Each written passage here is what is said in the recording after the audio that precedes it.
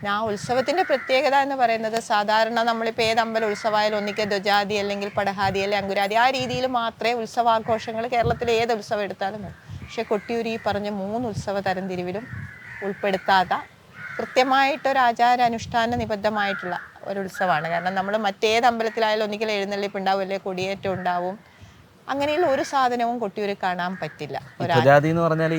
കൊടിമരം ധ്വജ ഉയർത്തിയിട്ടുള്ളത്. പിന്നെ പടഹാതി എന്ന് പറഞ്ഞാൽ നമ്മുടെ കാവുകളിലൊക്കെ കാണുന്ന കൊട്ടിപ്പുറപ്പെടുന്നത്. അങ്കുരാതി എന്ന് പറഞ്ഞാൽ നമ്മൾ മുളയിടൽ പോലെയുള്ള ചടങ്ങ്.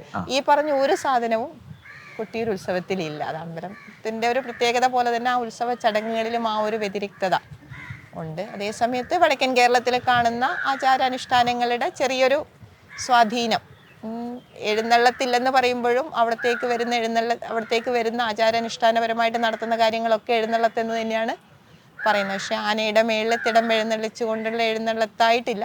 ഉത്സവ സമയത്ത് അതിനകത്ത് ശീവേലിയായിട്ട് നടക്കുന്നുമുണ്ട്.